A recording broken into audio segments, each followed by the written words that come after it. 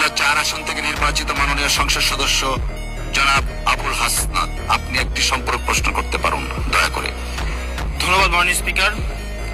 সালাউদ্দিন সাহেবকে প্রশ্ন করলে আবার কখন নোটিশ দেওয়ার কথা বলে ফেলেন, তো সেই বিষয়টা নিয়ে সবসময় আমরা একটু সংকোচে থাকি। তো আমরা পুলিশ সংস্কার নিয়ে কথা বলছি, পুলিশের সুশৃঙ্খলা নিয়ে কথা বলছি। লাস্ট 1 মাস পুলিশের শৃঙ্খলা নিয়ে যখন আমরা স্বরাষ্ট্রমন্ত্রী মহোদয় মাননীয় স্পিকার, মাননীয় সদস্য জি আসলে আমি মাননীয় সদস্য এখানে লেট মি হ্যান্ডেল। মাননীয় সদস্য, আমাদের পার্লামেন্টারি প্রসিডিউরে আমরা যাই। মাননীয় স্পিকার, আমরা যখন পুলিশ সংস্কার নিয়ে কথা বলছি,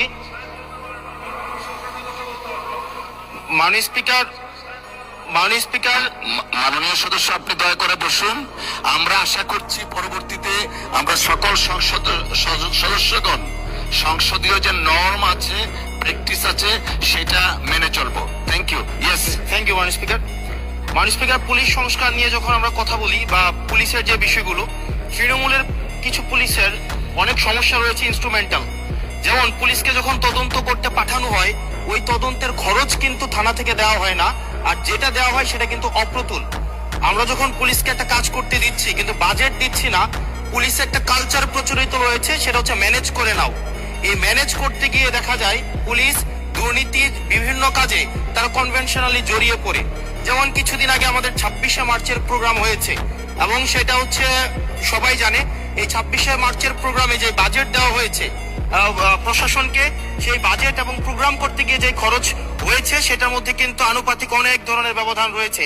তখন যে কাজটা করতে হয়, পুলিশ ব্যবসায়ী থেকে, তারপর হচ্ছে তার এলাকার বিভিন্ন প্রতিষ্ঠিত মানুষ থেকে কিন্তু অর্থ উঠাতে হয়। আমার মাননীয় স্বরাষ্ট্রমন্ত্রীর কাছে প্রশ্নটি হচ্ছে, এই যে পুলিশের যথাযথ বাজেট দেওয়া হবে কিনা, যাতে করে তাদের যে রুটিন ডেইলি অ্যাক্টিভিটি গুলো রয়েছে, সেই ডেইলি অ্যাক্টিভিটি গুলো যথাযথভাবে তারা পরিচালনা করতে পারে, এবং তাদেরকে যেন ম্যানেজ করে নাও কালচারে যেন না যেতে হয়, এবং কোন ধরনের দুর্নীতিতে যেন তাদেরকে যুক্ত না হতে হয়। ধন্যবাদ। আর একটা বিষয়, যদি সম্বোধন করার ক্ষেত্রে যদি ভুল হয়ে থাকে সেটা আমি অ্যাকনোলেজ করছি, কারণ আমার এই সংসদে আমি আসছি, আমার 27.5 বছর বয়স। সেখানে মাননীয় স্বরাষ্ট্রমন্ত্রী যখন সংসদে এসেছেন 1991 সালে, আর আমি জন্ম হয়েছি 1998 সালে। তো সেই জায়গাতে যদি কনভেনশনাল যে ভুল আছে, আমরা সেগুলো সংশোধন করতেও রাজি। যখনই আমাদেরকে নোটিশ করবেন, আমরা সেটাকে সংশোধন করে নিব। ধন্যবাদ।